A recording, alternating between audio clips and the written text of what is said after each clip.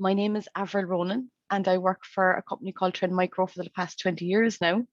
And I have two children, 11 and 14. And the struggle is real, I can tell you. Just because I talk about internet safety and share, everything I've learned and much, much more with you, doesn't mean that the struggle isn't real for me too, because children are children at the end of the day. And Trend Micro, for those of you who don't know Trend Micro, they've been around for over 32 years. And the Internet Safety for Kids and Families program was founded 13 years ago, which is when I started working on this program 13 years ago. And since then, we've reached almost 3 million people all around the world with this program. It's free, it's a volunteer program. And part of my job as global project manager is to train employee volunteers all around the world to do what I'm doing right now. So it's fantastic. We've over 7,000 employees, 65 countries around the world, and it's free, it's great. And the feedback keeps us going. The feedback from every webinar, and I hope you'll give me webinar as well. I hope you'll give me feedback as well after this webinar about what you liked, what you'd like more of, and that's what keeps us going, doing what we're doing. And the other thing, I guess, just who are Trend Micro. I didn't know Trend Micro before I started 20 years ago. They're a global cybersecurity company, and they're a leader when it comes to cybersecurity, and they protect hundreds of thousands of organizations and individuals across everything you can think of that connects to the internet, whether it be clouds, networks, devices, or endpoints. Trend Micro is there to protect and keep those devices secure. And tonight is all about gaming and social.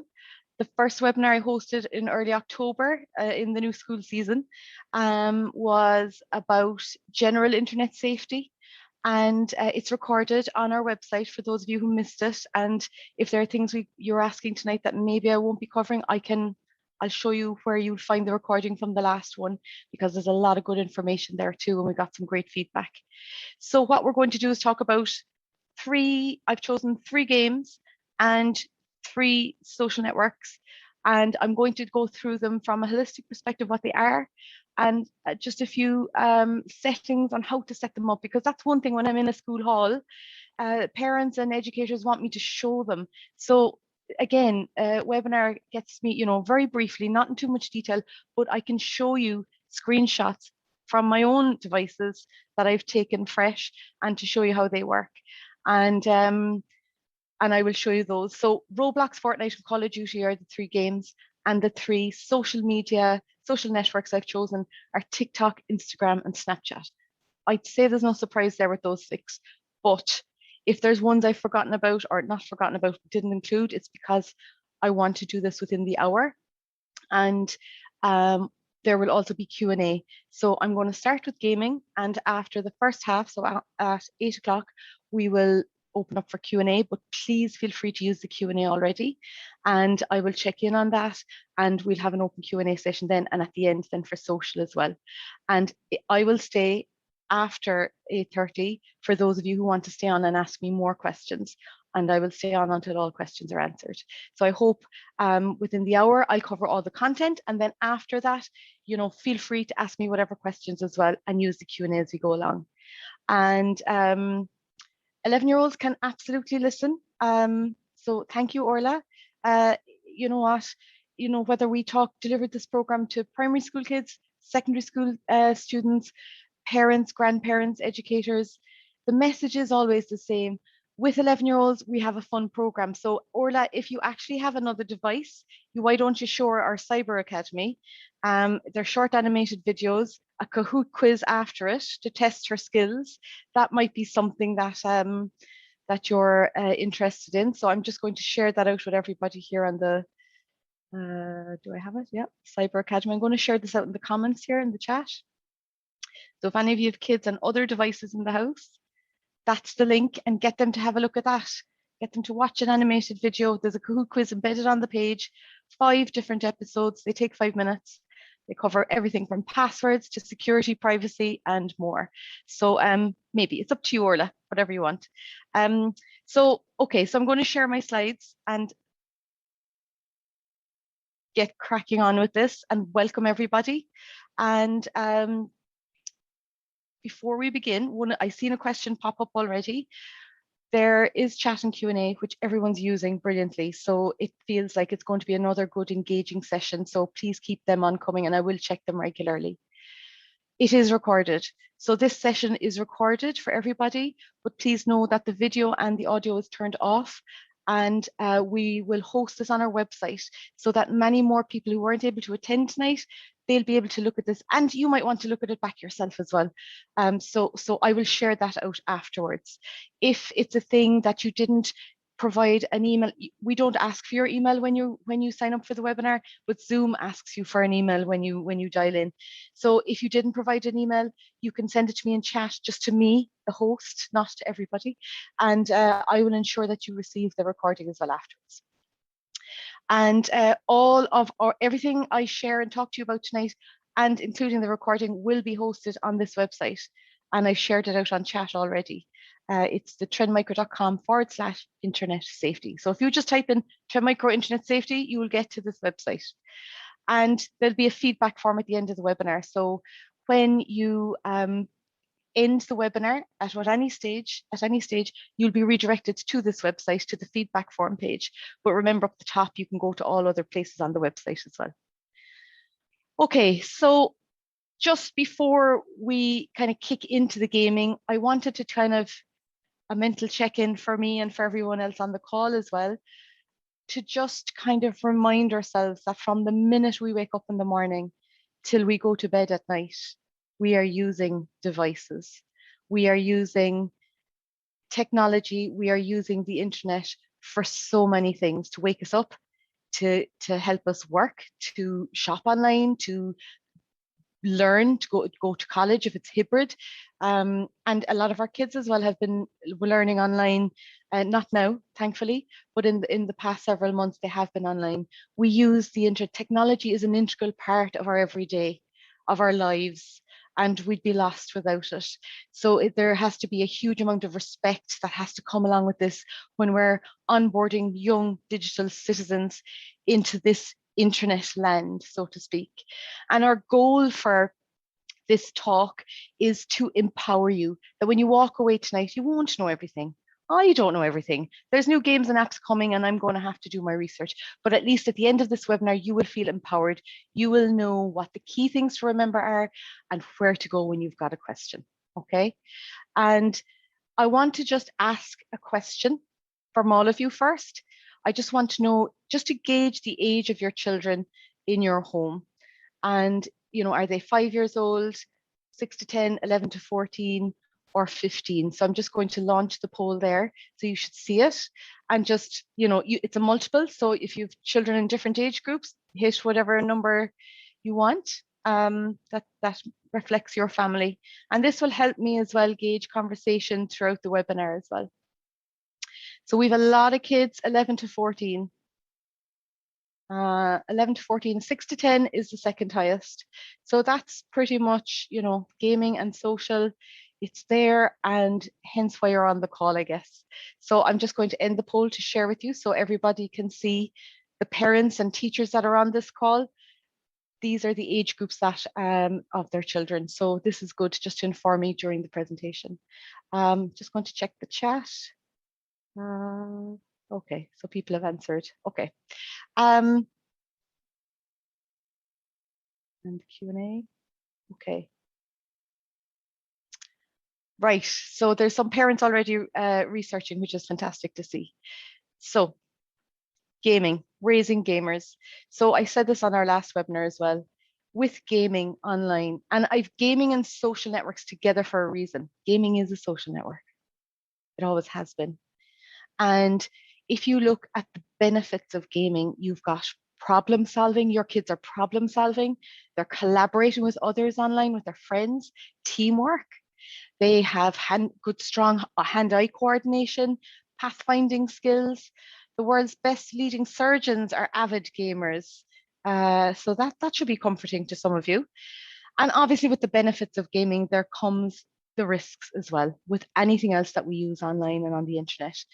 There's hacking, there's malware, malicious software, there's grooming, There's strangers online that young children won't know about and won't realize that they may be strangers. Bad language, offensive content, and inappropriate content. And they're all the things that we have to bear in mind as well. So please remember that with the benefits, yes, there are risks, but we have to keep both in mind. We hear only all the bad stuff online usually.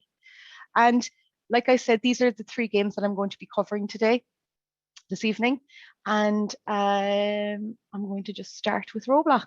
So if you take one thing away from it, you're not going to remember everything I'm going to say here. But if you remember, if your child comes to you and they want a game and an app and they want you to download it, okay? The first thing you do is research. So here's the kind of research that I've done, right?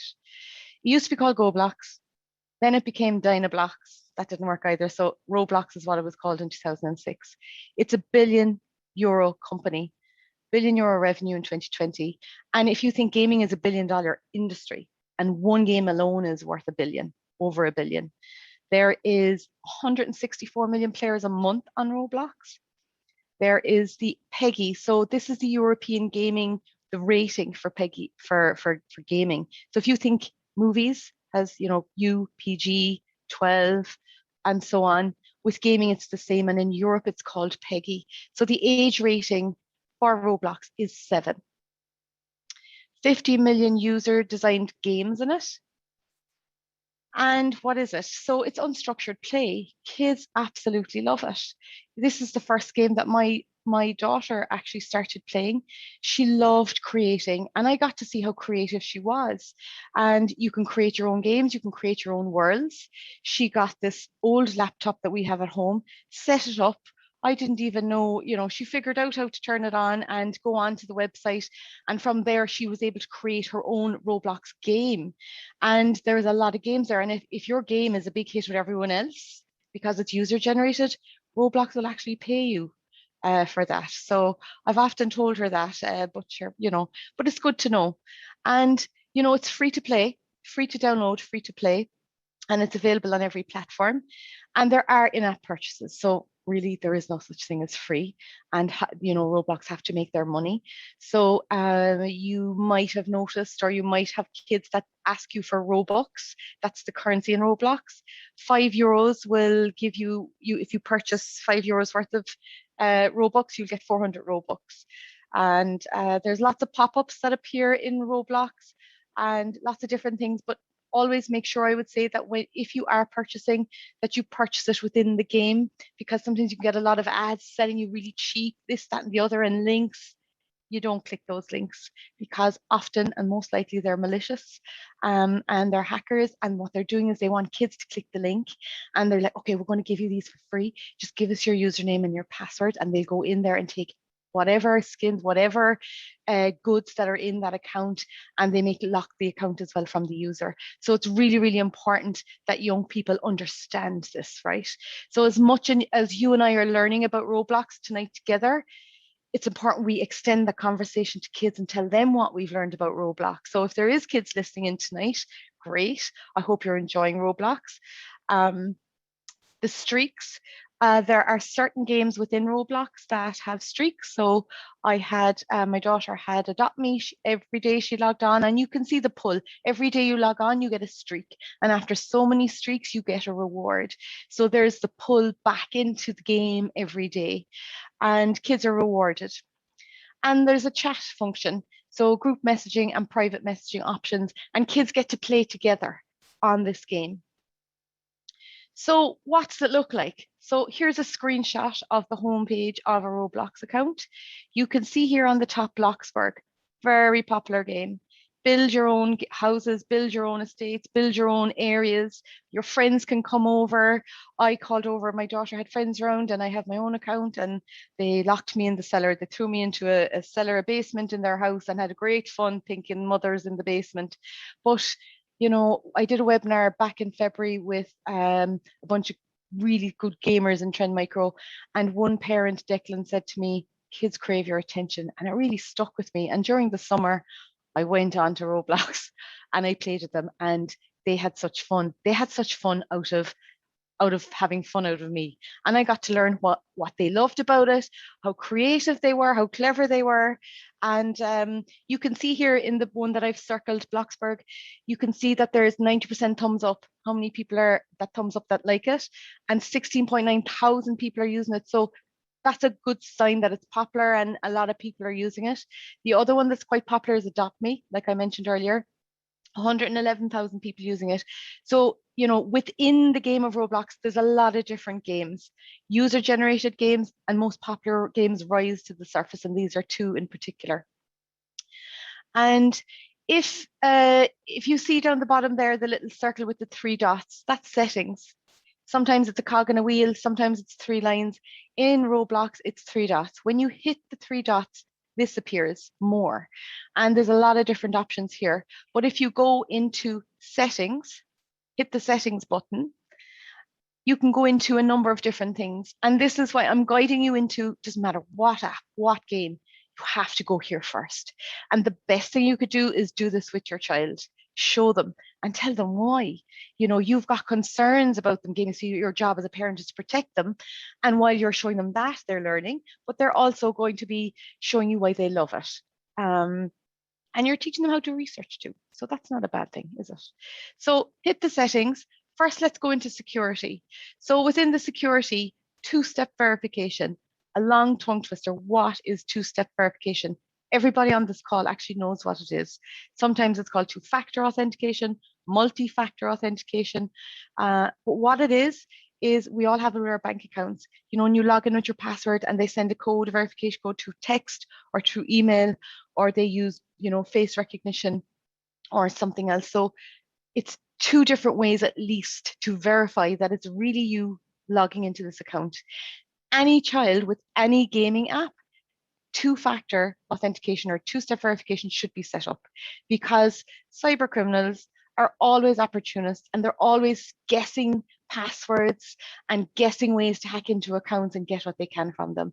So two-factor, two-step is a great way to just block that completely. It's like a double bolster on your door and it stops them. I've often gotten an email saying someone's tried to hack into my daughter's account from another country, but they can't get further than that because they won't receive the verification code that I get on my phone or in my email, however I've set it up. So remember that, doesn't matter what the app or game, two-factor authentication.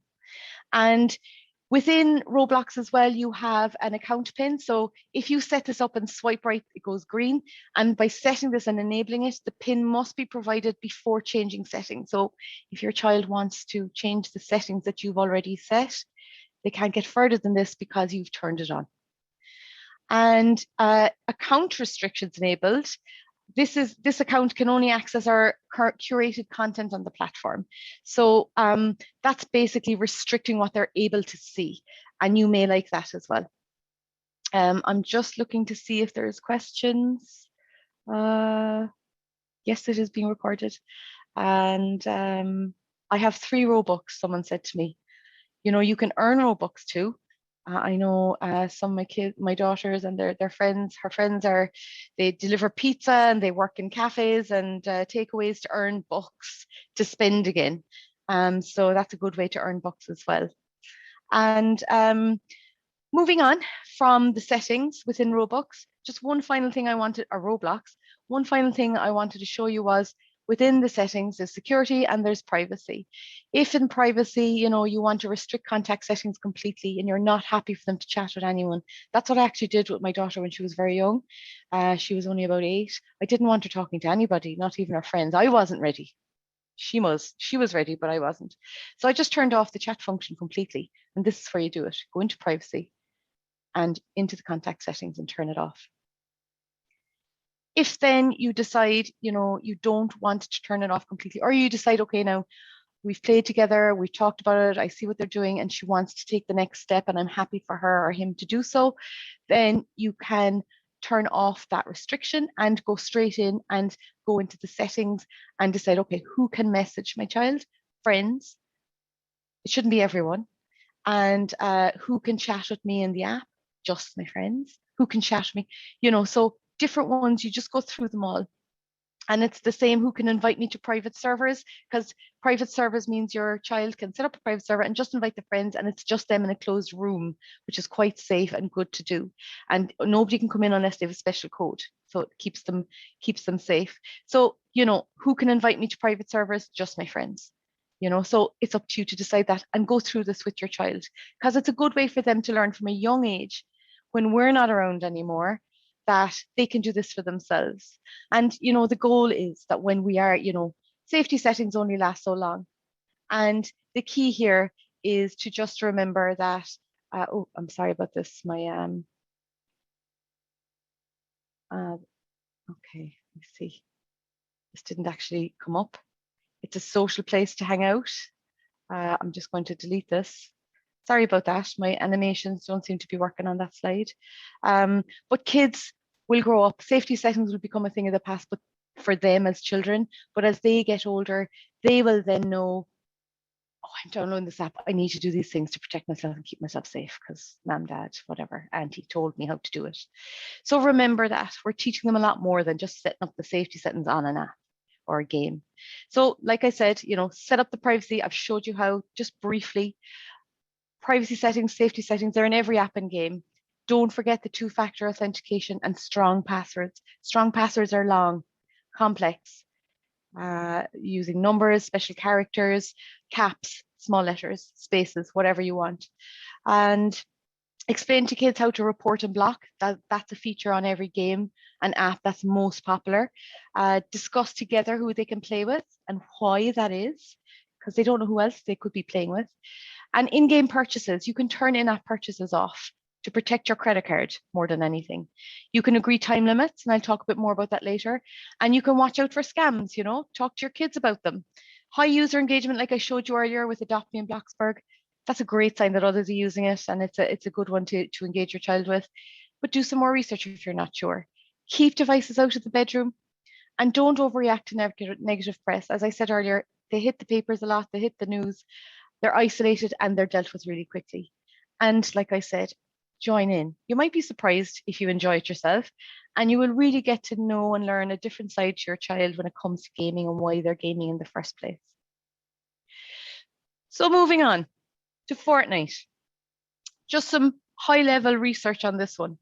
Owned by Epic Games, it was born in 2017. It's not that old.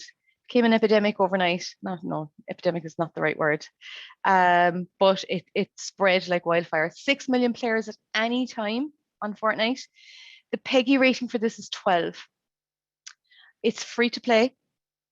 100 players. Now, obviously, like I said, there's no such thing as free. It's free to download, but there's in-app purchases. There's 100 players at any one time, and the game can last for up to 20 minutes. And you're in teams of 4. You can play as an individual. And the ultimate goal of the game is last man standing. Everyone else is shot. And in the team of 4, the team of 4 that you're in is ideally the team that wins. There are in-app purchases. They're called V-Bucks. So 10 euros will get you 1,000 V-Bucks. You can buy skins, battle passes, bundles. You can level up with V-Bucks. You can buy some cool outfits. It's all virtual, obviously. Nothing comes in the post. And it's a great way for young people to hang out and to socialize together, as well as, level up, upskill, learn, and have some fun and relax as well. And a game, it can last from a few minutes to 20 minutes, which is nice, especially if you're trying to manage screen time. When you know a game will last a maximum 20 minutes, it's good to have that conversation with them. There are chat features. Again, you can turn these off. Depending on their age and their confidence levels and how you feel yourself about them. You know your own child. You know if they're able for this or not. So the voice and text chat is there as a feature. And there's animated violence. It's cartoonish. There's no real bloody features. It's very cartoonish in this game. Language, it can be offensive. And this is something to be aware of. Especially, I think, young people, if they're 8, 9, 10, they want to play the over 12s game. 12-year-olds want to play the over 15s. It's the same with movies. So it still comes back to your child, and having that conversation, researching with them, and you making that decision with them. That's the best way to go about it. Resources can be earned, you know, so you can, excuse me. I need a drink, excuse me.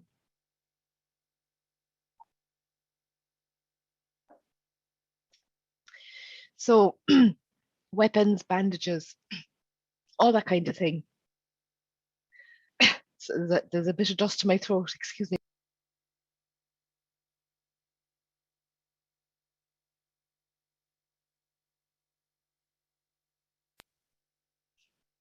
Okay, it's good to take a breather anyway.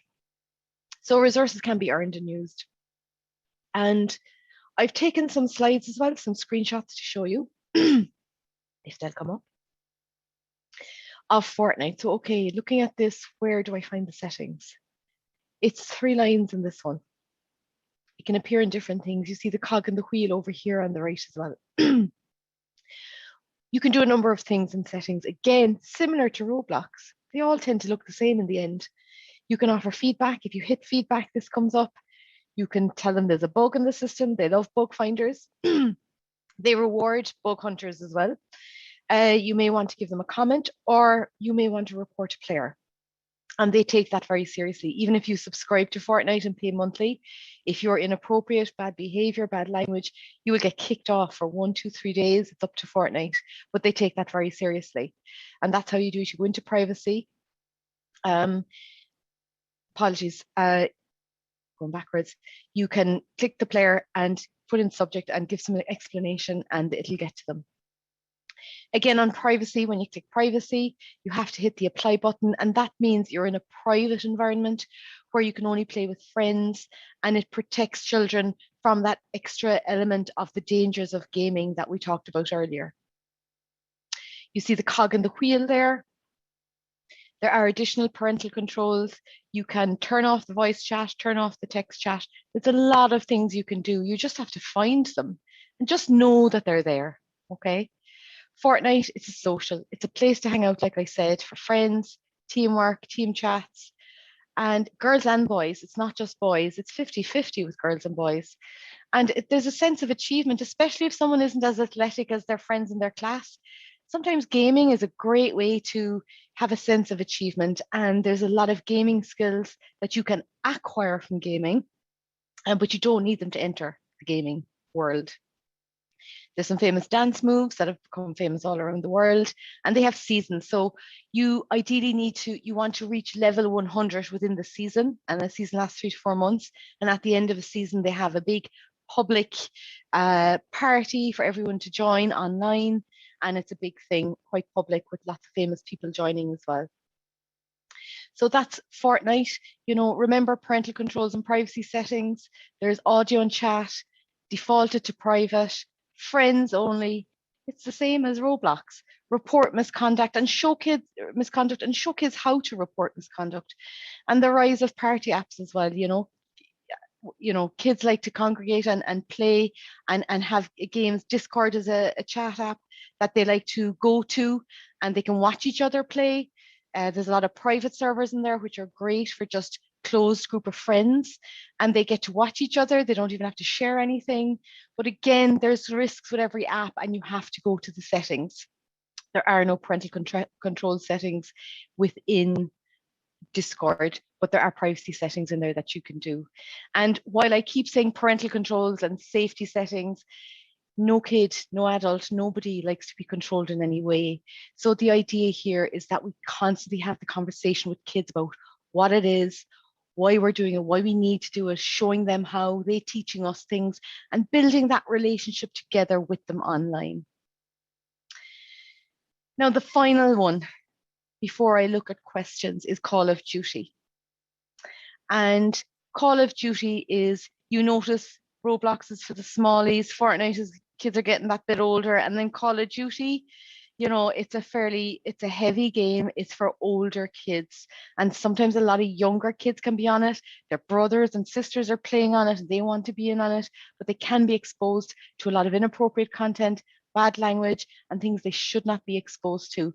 And even if it's not in your home, it could be in somebody else's home that you've no control over. So giving them the skills to know what to do is really, really important. And if they see something that that they shouldn't have, that they come to you and talk to you about it. And I say this on every webinar, the problems really start when the talking stops. And that's why, and Trend Micro is a cybersecurity company, but for our Internet Safety for Kids and Families program, our number one piece of advice is the relationship you have with your child. There is no piece of technology that will protect your child better than you will as a parent or guardian or educator. So remember that. And, you know, Call of Duty is one of those games where you need to be very aware of what it is. There's 100 million active monthly users. $3 billion worth of products sold in 2020. Age rating is 18. That's the PEGI standard, the European age rating. It can last 10 minutes. Warzone, which is the most recent one, can last up to 30 minutes. There's chat features like all the others, strong language and extreme violence that you do not want young children to be seeing. I promise you that. Player must kill enemies, work towards objectives to win. Kind of similar to Fortnite, but a lot more heavy going. And it's fast paced, it's easy to play, and it's progressional. First person shooter FPS, that's what they call it in the gaming world. And that's what it's all about. Again, it comes back to enjoyment. And there's a lot of different types of games within Call of Duty. Like I said, the most recent one was Warzone. It can be called COD, Call of Duty, Black Ops, Modern Warfare, lots of different names for it. So that's what Call of Duty is at a high research level. You know, it is fast paced, it gets the adrenaline going, and there's dopamine coming, being secreted there. So if you were to whip the gaming console out of a child's hand, I can tell you it's almost like giving someone a lash across the face. It's that bad. So that's why it's really important to talk to kids. Not that I ever consider lashing anyone, but just the effect of dopamine if something is just cut off from under them, giving them warnings and agreeing times beforehand. And that's really important for all games that kids are on. It's fun competing with friends and working together on missions, similar to Fortnite. And progression system can be rewarding. The more you play, the more you level up, the more you unlock. The same applies for another game called Genshin Impact. I don't know if any of your kids are familiar with that, but it's with most games. That's how it works. There's levels to achieve, and kids love achieving and leveling up. Easy to pick up as it mostly running around shooting with no real tactical side. So that's the kind of general comments about Call of Duty from gamers. And don't forget again, for privacy settings, the graphic content is optional. It can be turned off. In-game voice and chat can be disabled. Inappropriate toxic players can be muted and reported. And points should be purchased from authorized sellers. Like I said earlier, you know, these pop-ups, free this, free that, click here, only purchase within the authorized app itself or game for safety and security. And players can team up with their own friends. Sorry, I'm going too fast there. So the privacy settings are really important. Any game, any app, privacy settings, security settings, two-factor authentication, just make sure you go there first. And if you can't figure it out, go to YouTube and find how to set up whatever, and you'll find a YouTube tutorial. You'll find parent guides from loads of organizations. CyberSafe Kids do great stuff. Webwise do great stuff. And we have our own website, trendmicro.com Internet Safety, where you can find a load of content and resources to support you too. So this is just a screenshot of Call of Duty. And if you want to go into settings, you'll see down here at the bottom, there's the options button. When you hit options, you're brought to this and you tab over to general, and you can see here, you can enable text chat or disable. You can, the profanity filter, dismemberment and gore effects, you can disable those as well. But I would strongly encourage you to be aware of this game before you give it to any child or allow any child under the age of 18 to be using it, because it is quite strong in content and language, and it's quite violent. So that concludes the gaming piece, right? We're on time. We're halfway there. We're going to go on to social next. However, to summarize, research is really important when it comes to your child coming home and saying they want this, that, and the other. Research together. It's a great way to spend time with your child. And as I said, they crave attention at the best of times. Oops, sorry. Settings, privacy settings, security settings, strong passwords, two-factor authentication, it's all in there. And you may have noticed from Roblox to Fortnite to Call of Duty, actually, it's all the same thing, just looks different, but it's the same things you want to do. And, play with them. It's a great way to get to know them. And you might be surprised how much you enjoy it yourself as well. And I know this may not happen very often, washing dishes with your child, but wherever you have those chats, wherever you check in, and we always recommend you check in with your kids regularly. You know your own kids, you know if there's something going on or if you're worried about them, check in with them. Is everything all right? You seemed a bit off after the game. There can be toxicity in gaming, and everybody has a bad day in gaming, and you need to learn to walk away from it and take a walk and walk the dog, do something. Talking, like I said, is the number one piece of advice from Trend Micro. Yes, there's research. Yes, there's settings. And yes, there's so many good things we can do to protect our kids using technology, using devices, apps, and games themselves. But talking is the most precious thing to nurture as they get older, so that when you're not there, they can make responsible decisions when you're not around. So before I go on to social, I want to check the Q&A because I'm very conscious I went through all the slides and there may have been questions. So I don't know, Orla, if your child went onto the Cyber Academy or maybe they're listening in. I don't see the link for the videos and Kahoot quiz. So I sent it on chat, but I can send it again if you didn't receive it. I'm looking at Roblox, 383 million downloads. It's a very popular game, and that's just one game, Edward. I just wanted to ask if there's a recording. Yes, there is a recording, and it's on our website, trendmicro.com/internet safety. It'll be up there by Thursday or Friday by the time I get it finalized and up on the website, but it will be there. And let me know. You can send me a message on the chat, just to me, the host, with your email address, and I can send it to you. Or if you registered through Zoom, I'll have your email address and I'll send it back to you. And what is curated content? Is it approved to certain standards?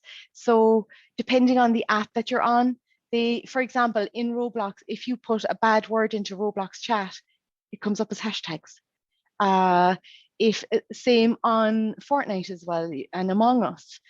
So they monitor and they have algorithms that are detecting bad language, inappropriate content, and they're screening, and people report things, and all of that is in the background, protecting users as they're enjoying, because apps and games want users to enjoy the experience, and they want to make sure that everything is curated for that reason. So I hope that explained it to you.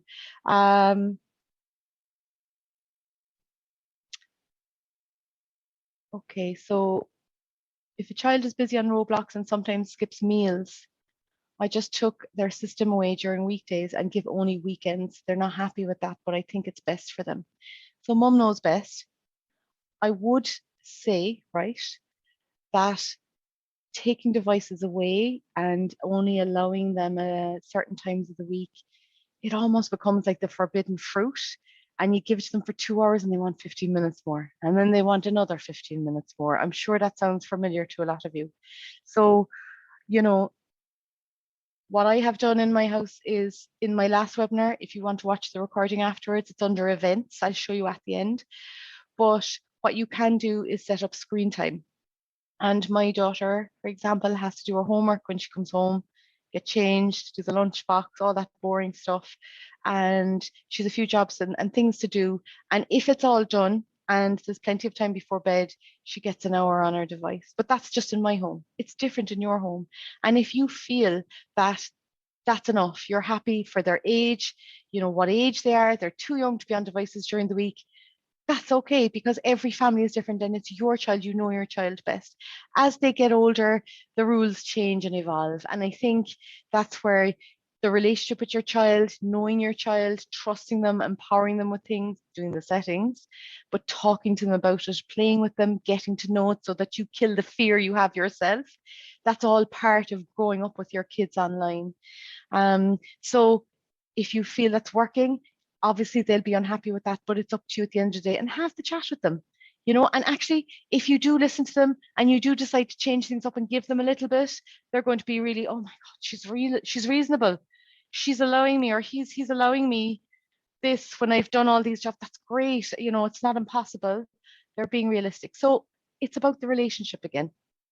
6 and 11 years of age, again, it's up to you. It's harder when the 11-year-old is getting things and the 6-year-old wants them, but you just have to explain to them that when the 11-year-old was 6, they didn't get it either. But again, it's up to you in your home. So someone's Orla, he's watching in, so that's great. Good that you're watching in, and I bet you could teach me more about Roblox than I'm doing today. And so you said, so Marie asked me, Marie Catherine, how did you say kids can earn rewards with Roblox and other games? What type of rewards? So, for example, if I was in Bloxburg and I'm building my house and I have no Robux and my mother won't give me money, right, which is regular. I only do it maybe €5 every couple of weeks or something if she's earned it through different things.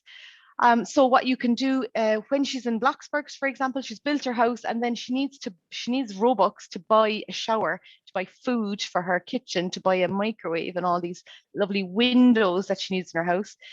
You can actually go down to the local store in Bloxburg and work in the local takeaway and make burgers, and you can work and you may have to deliver pizzas on your motorbike in the game, and it's really funny to watch them. We're working really hard. They could be working for 20 minutes delivering pizzas or delivering, and they get paychecks in Robux. It's Robux and they earn for working. So my daughter told me that she delivered a load of pizzas. She was really tired because she worked for the last 20 minutes, probably only 10 minutes, but she earned a couple of thousand Robux and she was able to buy herself a shower because there was all these flies swarming around her in the game because she wasn't showering. And, she's learning the value of money. She's definitely being very creative as a user-generated, content-generating app and game. And that's how she earned the Robux within the game. And they learn this themselves through gaming, but she's showing me. And it works like that. I hope that answers your question. So can you access the Squid Game on Roblox? I'd need to check that now, actually. But Squid Game, the movie, again, that's age rating. I would strongly not recommend that for kids under 15. It is extremely violent. I couldn't get past episode 15 myself. So the actual game, be careful with it. Read the reviews. Common Sense Media is always great for reviews. Just go online. Can my kid watch Squid Game? And you'll see a lot. So just be careful is all I'd say with that. Again, it comes down to research. Could you pop it in here? Okay, so the link doesn't seem to be coming up. So my apologies for that. I'll send it there again. Maybe I didn't send it to everyone. Oh, sorry about this now. I'll send it again. So I'm going into the chat and I'm going to send it to everyone. Oh, I know what I did. I'm sorry about that, everyone. I sent it to myself on the chat. Stupid. So my apologies about that. Okay. So that was that question I answered. Okay. How do you block bad adverts? Again, it's inside in settings and it's restricting content. So you just have to spend a bit of time in security and privacy. It's with everything. Wait till I show you Instagram and Snapchat. They're the same. By the end of it, you're thinking which one was which because they all look the same at the end. You just have to go into security, go into privacy settings, and just go through them. And it's very straightforward to set up. I promise you, I can do it. I promise you. Okay, so that was that question. COD is Peggy 18, my son is 13, and most of his pals are playing this. That is another problem. That's generally why they want to play the game, because their friends are. Is this common? Yes, it is. Remember that it is common. It wouldn't be recommended. There's quite violent scenes. There's drug abuse, there's drugs, I don't want to be scaring, but there is a lot of content. Get in there with them and have a look. Do some more research on it. Even, what I've said on this already, you can watch the recording again and talk to your kids about it. You don't want them repeating the language they hear. And there are things you can do in privacy and safety settings to protect them that little bit more as well. So be aware of that. Being informed is power and knowledge. And then making sure your kids are aware of that as well. Because once they see something, they can't unsee it, And do you have to pay, Colette O'Leary, to play Bloxburg? No, it's free. But they're in-app purchases. So you can buy stuff or you can earn it, like I explained earlier. So, there is no such thing as free. Most of these apps that I've talked about, the games, they're free to download, but they make their money through in-app purchases, buying skins, leveling up, buying nice costumes, all these lovely things we can buy. Can I please have, that's all part of the lure in every day. So it is free, but there is no such thing as free. And could you please show where to find previous webinar from October? Yes, I will send you that link now. I have them all pre-prepared here. I'm very smart, aren't I? Past webinars. Excuse me. Gosh, I'm sorry. I hope that didn't come out loud on the recording. Okay, so here in the chat function to everyone, if you go to this link, it's the same website every time, just different links at the end. The events page on trendmicro.com internet safety, it has the US one and it has the Irish one. Go to the Irish page. This link will bring you straight to it. And if you scroll down, you will see recording from October. If anybody has hearing impairment, last February, March, and April, I did it with a sign language interpreter. So it's sign language as well. So please be sure to share it if you're aware of anyone that has hearing impairments that could find this valuable. Yeah, so that's it. Okay, so I'll keep going on social because I think I've answered all the questions that were there. Data collection, I'm getting onto data collection, Joanne, so I'm going to talk about that next, and it applies to both gaming and social.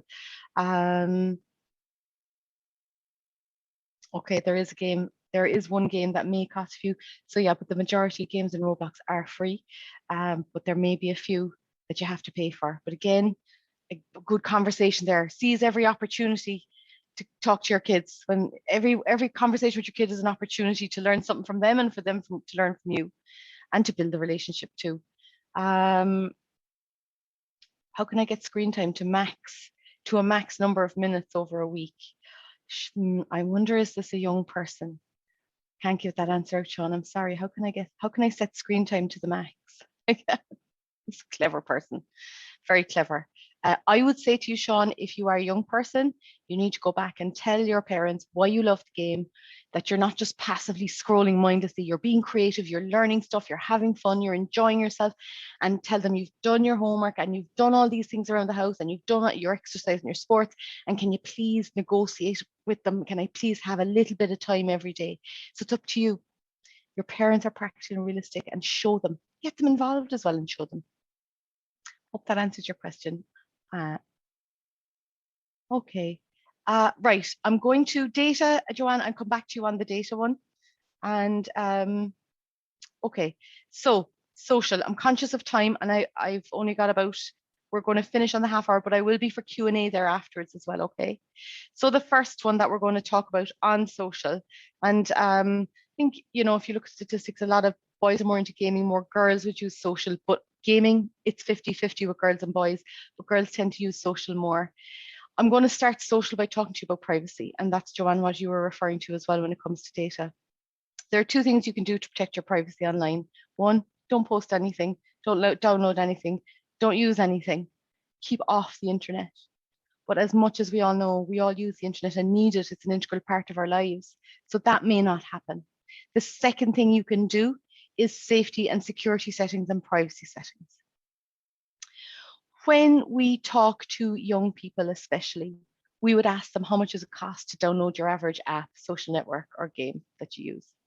And they would say free. And then I would have this come up in the background when I'm in the classroom, and I'd say, really? Do you not have to, when you download it, do you not have to give something away or accept something before you're allowed to use the game?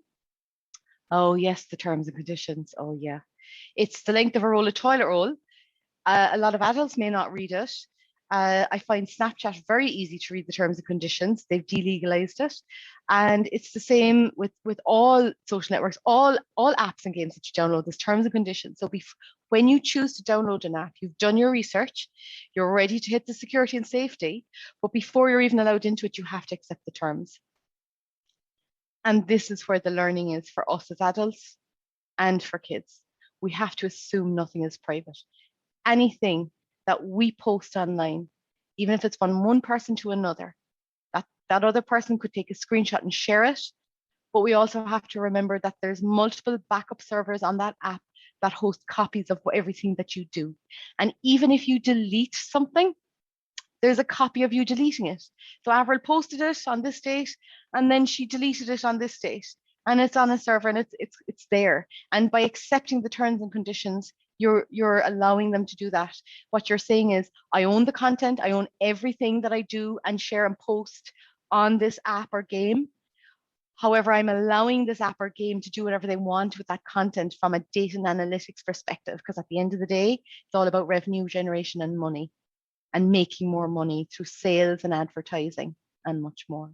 So assume nothing is private. And this is the important message, whether your child is 6 or 15, or your parents in their 60s, 70s, 80s, anything we do online, there's a cost associated with it. And sometimes, most of the time, it's our data. We're in fact the product. But the front end one is free to get in there and to use. And we'd be lost without them. But we just have to be aware of this, to think before we post, and assume that nothing is private. And that's why these 2 slides at the start, before we go into social, is important, because when young people, you will decide what age your child will get a phone. You will decide what age your child will download apps and games first, because they could have a tablet. If you look at CyberSafe Kids' most recent annual report, over 92% of children between the ages of 8 and 12 in Ireland have a device of their own, tablet, mobile, whichever. So we have them, they're an integral part of our lives, and we have to be aware of that. And that's the really important conversation to have with kids. It doesn't go away. And even in those terms and conditions in a court of law, it says it in terms and conditions. If they're asked by a court of law to hand over data, they will.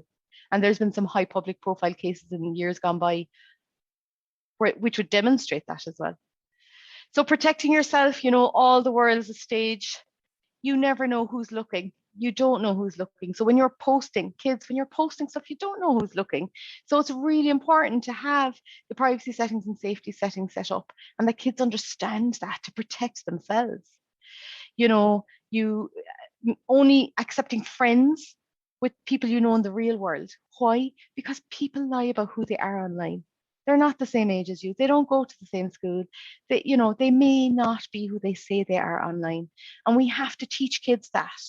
And whether it's gaming or social networks that they're on.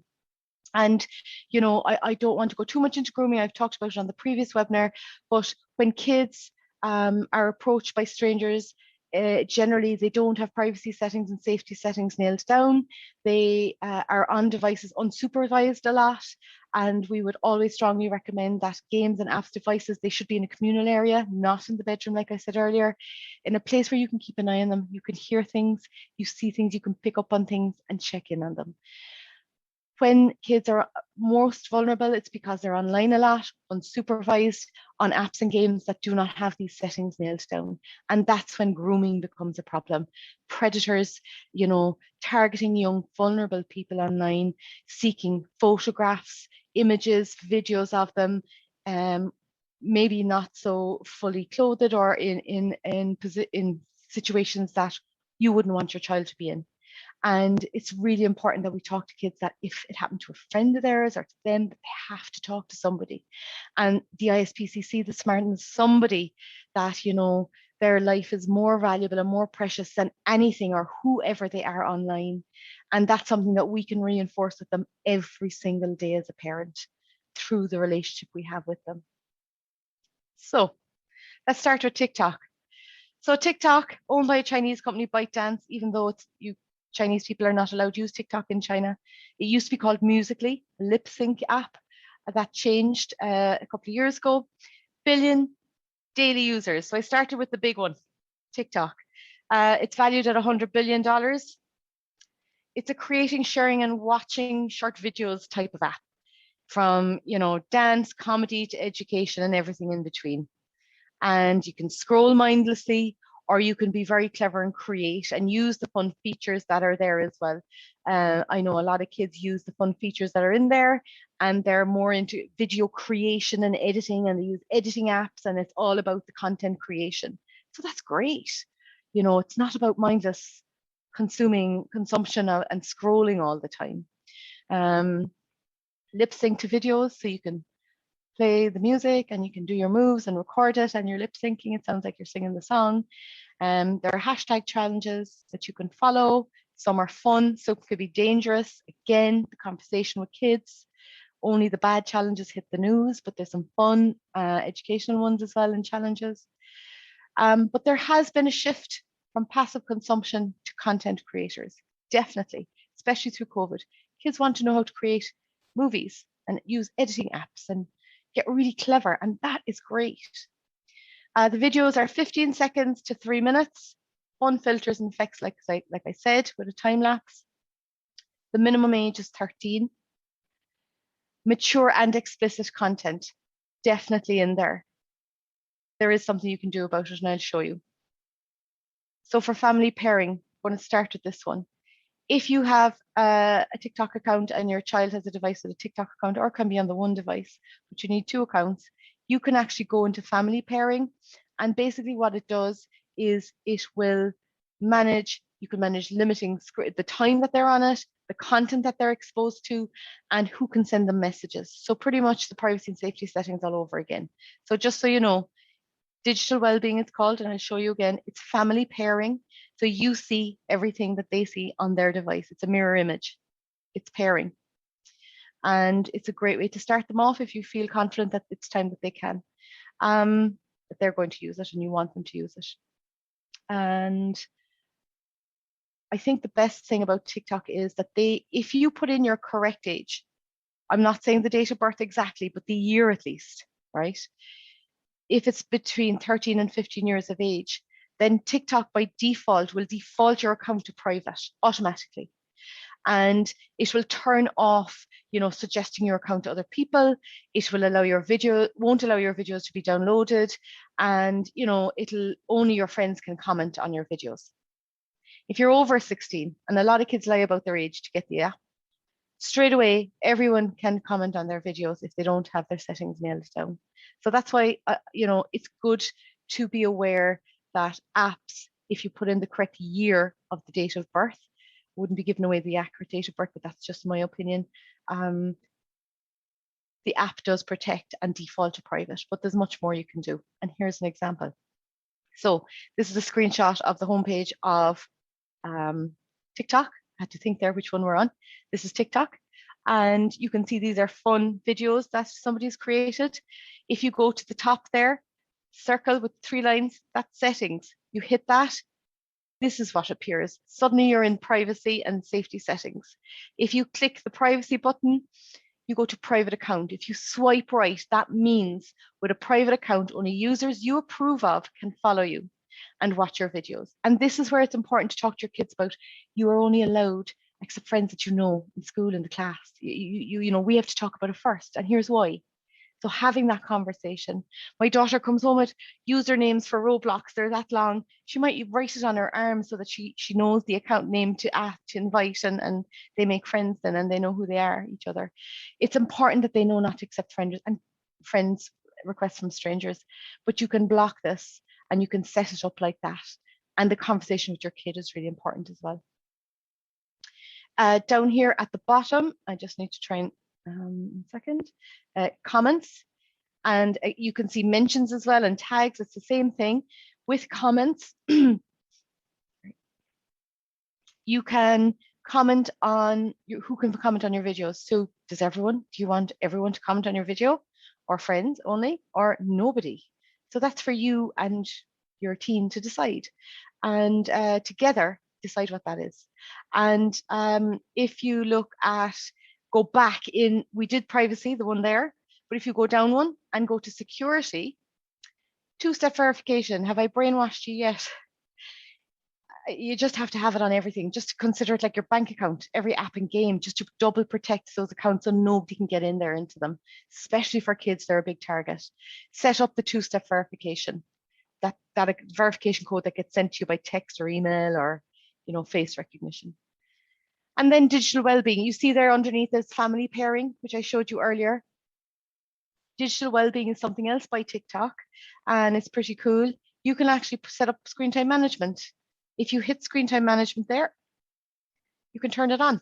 So you can set a limit on how much time, and if you have a parent with your child, you can agree together and have the conversation and say, look, I think an hour or whatever you decide.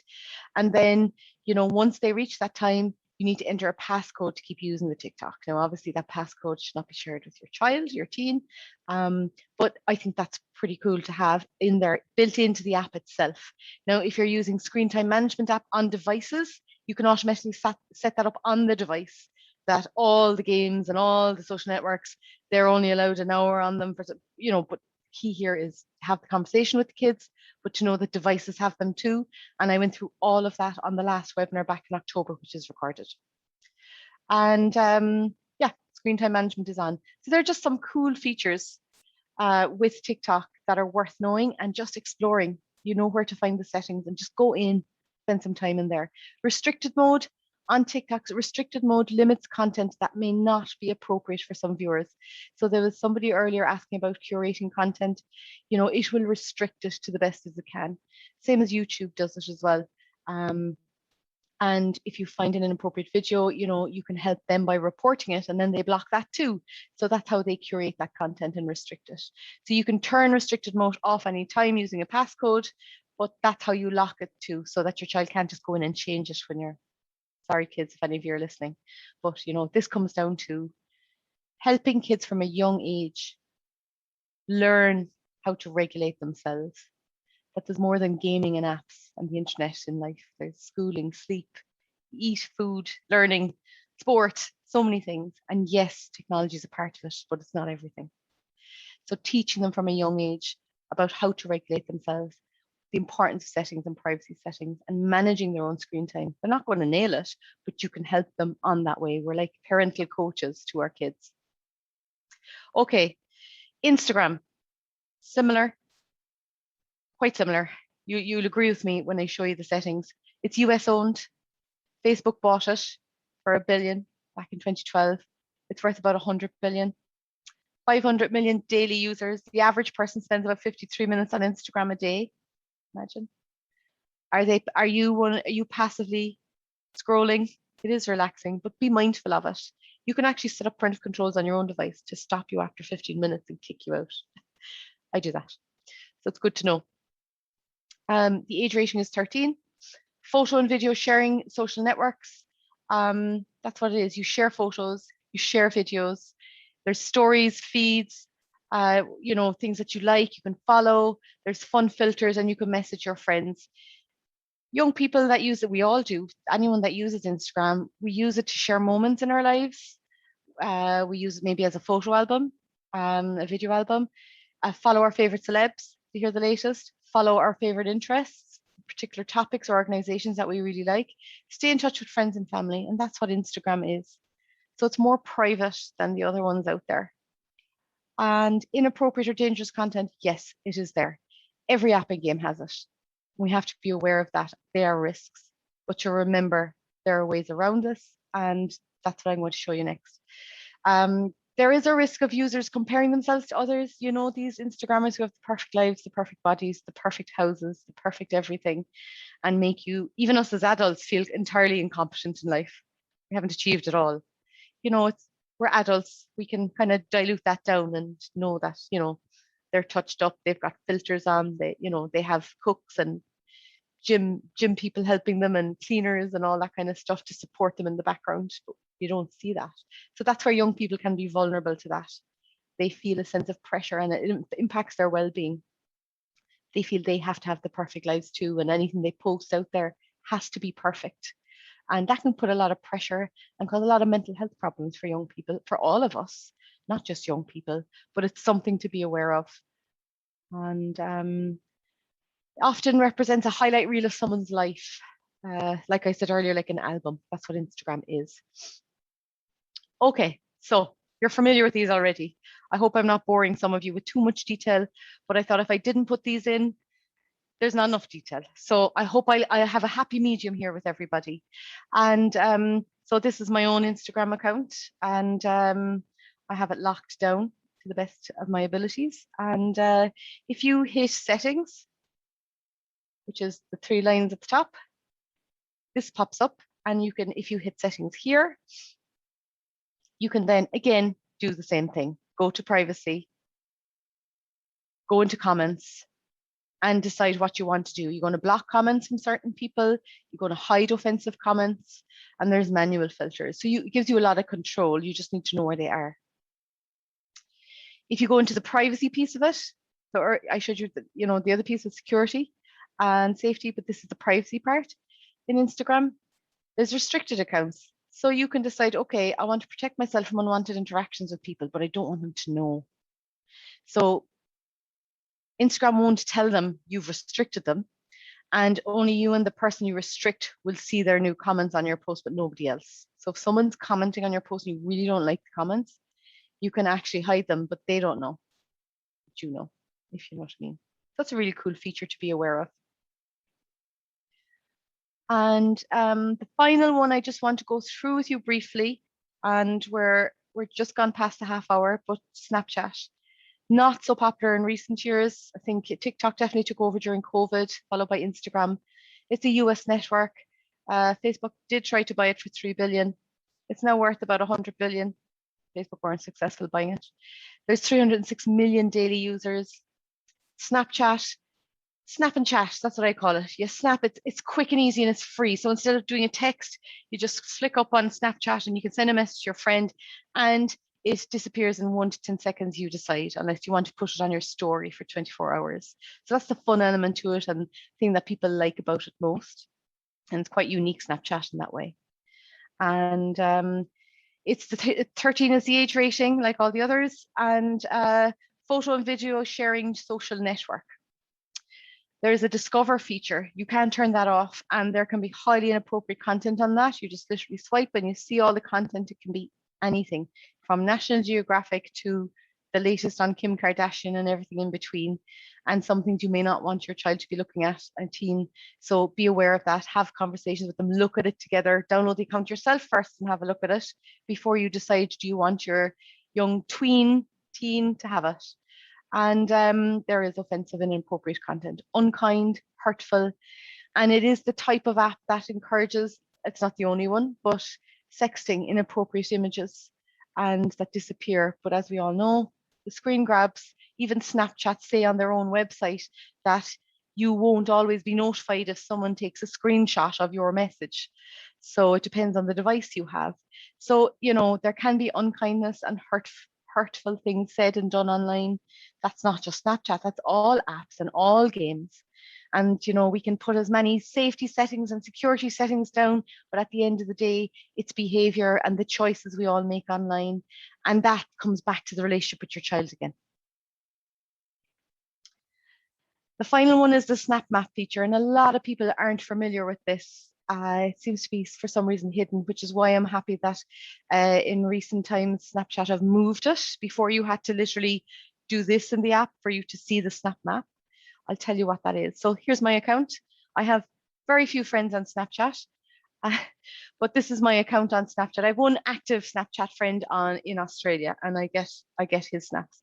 So if you go to the settings, which is the cog in the wheel in Snapchat, and you hit the settings, it'll bring you to this. Who can contact me? My friends, only me, whatever it is. So they're the things you can go into and decide yourself for your own app, if you're going to download it first to see what it's like yourself, or if you're tween teen, whoever's using it, do it together. You can see there as well, see my location. So if you go to see my location and your location updates. So if you don't have ghost mode on, that means anyone you're friends with can see your location, exact location, down to the house in the housing estate that you're in, or the house in the field that you're in. So it's really important to be aware that Snap Map exists. When I turn on ghost mode, I have it swiped, it's green, it's enabled, your friends can't see your location. And you can see me there, I've got a blue thing over my head. Nobody can see me. But if I don't have that on, everyone that I'm friends with can see me. Now, when I'm going out to a disco with my friends when I'm a teenager, it's really handy just to let mom, dad, and my friends, specific friends, see my location. Very handy. So Once used wisely, it can be a very clever tool within the app to use. So parents know where the kids are, friends get to meet up because they can find each other really quickly without even calling each other. So it's a useful tool, that's why it exists. But it can be dangerous if you don't know about it. So that's SnapMap. And did I mention two-factor authentication? Just set it up, make sure it's there so that nobody can infiltrate your account and take it over from you. You've seen bloggers and famous celebs get their accounts stolen because they didn't have it set up. So be very careful with that. Okay, summary. I know we're over the hour just slightly, but these are all, I said, nothing will replace a parent, no piece of technology, yet technology can support a parent in bringing up a child. Think before you post, using public Wi-Fi, be careful. Only friend people you know in the real world. Respect people's privacy. Don't take photographs of others unless you've permission, kids. And if you ask their permission first, they're going to ask you before they post something about you. Get this going. Using the camera wisely, using ghost mode like I just showed you, and location settings. Never share passwords and change them often. If there's any kids on the, their passwords like underpants, you never share passwords, and you change them often. And use privacy settings and protect personal information on apps. Think before you share it because it's out there forever. Even if you delete it, someone may have it. Or it may appear in 20 years when you really don't want it to. So to conclude, research, it's the same as before. Settings, get in there and play the game. And don't forget the power of the conversation and the quality of the relationship, active listening, not overreacting when they say something terrible to their friend online, getting in there with them and talking it through and understanding why they said that in the first place and helping them repair the damage. And there's a learning all around there for all of us. So that's the end of the gaming piece. For resources, I know I sent out the link already on Cyber Academy. If you go to this website, you will find all of these resources. Just go to the parents and resources. Each of these are in 10 different languages. We have it in Polish, Chinese, loads of French, Spanish, loads of languages. So, these are top tip sheets that you can download. And the one you want for tonight is the gaming one. And there's a top tip sheet on gaming in there and much, much more that I couldn't pack into this hour. And so know that it's there. The Cyber Academy, I shared that link also with you. And there's animated videos, conversation guide for parents, get in there with them, a fun Kahoot quiz and an activity sheet. Again, all at the same website under Kids Cyber Academy. We'll be launching another 5 episodes in January. And our next webinar is going to be coming up in December, first Tuesday in December. And if you'd like to join me, please do. This one is about managing screen time. This is about how do we really do it when they want 15 more minutes every 15 minutes. And please join me. And I think, coming up to Christmas, devices are big on the agenda for the Santa list. And after Christmas, that's when the pressure starts and so you want to feel empowered. You want to feel you might know it all, but you know what to do, where to go. So join me for this webinar on the 7th of December. As always, it's free and I'd love you to join. And I'm going to go to the Q&A session next. But before I do, just to let you know, there's a feedback form when you hang up and you're brought to this page. But this page is our website. If you look at the top there, if you give your email address, I only want your email address to send you a prize of maximum security for 5 devices in the home for 1 year, basically anti-malware to protect devices from malware for 5 years, for 5 devices for 1 year. So if you do, you don't have to give me your email address, but if you do give me your email address, we will put you into the raffle. 5 people will receive it, and we will delete your emails afterwards. And just to look up the top of that website, go to the homepage, parents and teachers, kids, it's all there, loads of more content. So that's the end of the presentation. And for those of you that are about to hang up, thank you so, so much for joining. I'm going to go into the Q&A now and see what other questions are there. and the recording will be sent out to everybody who put their name and address into the Zoom webinar to get in here. Or if you sent me your email address in the chat to me directly, I will send that to you, and the website is there for you. And after Christmas, I'll be doing more again, because after Christmas, there's more kids with more devices, and we all need a good chat too. So thank you very much, all of you, for joining. We had over 350 people on this webinar, which is phenomenal. And I would love your feedback. So be sure and give me, thanks Orla, I'm just seeing all the messages pop up. Be sure and give me your feedback, because your feedback informs. I did today's webinar because of the feedback from October's webinar. So let me know what you want us to do next, and what we should do more of and what we should do less of. Okay, so just on the Q&A, Joanne, I hope I answered your question about data collection earlier, but if there's anything specific, just let me know. Oh, Sean, you're a parent. I'm so sorry. Really sorry about that one. I thought you were a kid the way we were looking for extra time. Okay, so my son just asked, what game on Roblox can you earn Robux? So that's Bloxburg. So Lee Fitzpatrick, you're still on the line. Try Bloxburg. They'll have fun, I promise. And get in there yourself with them. It's great fun. Adopt Me is good too, but there's loads of them. They're just two that I'm very familiar with. Is there a way I can set my child's screen time to a maximum number of minutes per day? Yes. First, I would say, and that's Sean. Yes, there is. You can do that within the app or the game, or you can go to the device. And I would say to you to go to the webinar that I did in October and watch the recording, because I go into detail about how to do that, depending on if it's an iOS device or an Android device. You can set up screen time, and it's very easy to do, and you can restrict content, you can restrict time, you can have downtime where the device doesn't even work. There's loads of cool stuff in there that you can do. So that link, if you just go to the trendmicro.com internet safety webpage, it will have it. The recording is there. You just need to scroll down the bottom of the events page and you will see the recording in there from October. Okay. My child wants a YouTube channel to display videos he creates. There is a safe way, YouTube Family. And, it's a way, it's like meeting in the middle with your kids. Karina, I think you're still on the line. YouTube Family is where you control the comments, or you can have no comments on it. They can set up a YouTube account, but you monitor. You're like the parent monitoring and supervising activity on it, but they can invite friends and it can be locked down. And it's a very nice way for kids that love making videos to host them on a YouTube channel. So they're getting their YouTube channel, just not open to the world.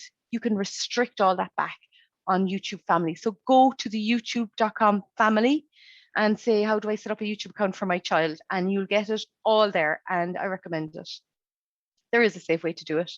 And you don't, comments, you can see them before your child gets them. You can block them, and if, it's a learning process again with your child.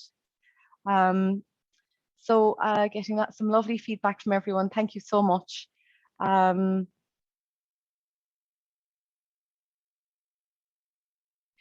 in Bloxburg, you earn Bloxburg currency. Oh, getting it wrong. My apologies. Sorry about that. I called it Robux. How to unlock some of the apps when a child has already locked them for face unlocking. Ooh, that's a tricky one. You may have to go onto another device and do forgot password or something. Not too sure. My best bet would be to go onto the internet and say, how do I unlock? And put in what you're trying to unlock. And you get a lot of support and information there, Maria. I hope that answered your question. Brian Kelleher, just wondering what the average weekly screen time is for kids 10 to 12 and 13 to 15. I don't know, Brian, do you want to hear this? I really don't. Okay, so first of all, screen time is a grey area. Screen time came in when the telly was there. Screen time was all about the telly, right? Screen time now is very, very grey because you've got Kindles, you've got homework, you've got TV movie, you've got research, you've got reading the news. If your kid is doing all that, is that considered screen time? Then you've got gaming, social, chatting to friends. Is that considered screen time? So it's a very grey area. if I was to give you actual hard cold stats, they may upset you, but for your average teen, 13 to 15, 9 hours a day, a minimum is what they're online. And if you ask any teen out there, they will put their head down and say, yeah, because it could be more. And that's because they have their device on in between classes in school, during lunch break, before they go to school, on their way to school, when they come home. And I go through a lot of good stuff on that in the previous webinar as well about, tips to help teenagers manage their screen time and regulate their use of screen time. Some really good tips there, So I'd recommend that recording again, that webinar. I hope that helps with that question. Okay. To Brian, I hope that answers your question, Brian, without upsetting you too much. Kids, they recommend for 0 to 2, they shouldn't be on devices.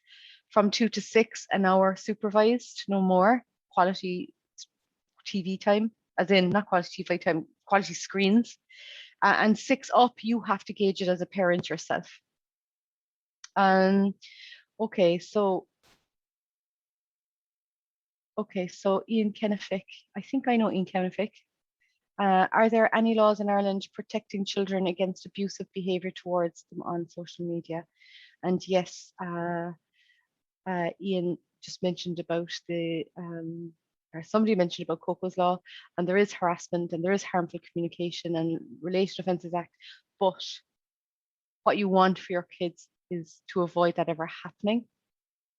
And by doing that, you're talking to your kids, educating them. But if it's coming the other way, that's a different conversation. There's only so many security and safety and privacy things you can do to protect your child, and they will be exposed to it. So then it comes out, building resilience and helping them with their self-esteem and their confidence, and working with them through it. But as far as laws, there are laws. But from a Trend Micro perspective, we would be a lot more of the position of education and positive behavioral changes online to avoid that in the first place. That's why we do these webinars, not just with parents, but with kids and teens as well. I hope that answers, Sean, your question. I'm really sorry. I thought you were a kid earlier. It's really embarrassing. Sorry, Sean. And Coco's Law, as Caroline mentioned as well. Okay. I think that's all the questions.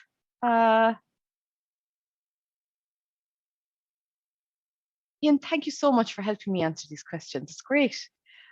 So Ian is supporting us, helping Sean. Ian works for Trend Micro.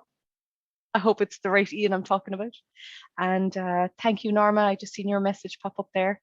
Does anybody else have any other questions? I'm sorry if I've skipped one. Should I set up my own TikTok account and similar platforms and let my child use that, or allow them to set up their own and declare their age? So they can't declare their age of 12. You have to be 13 to go on them. I would say, have you got that account yourself?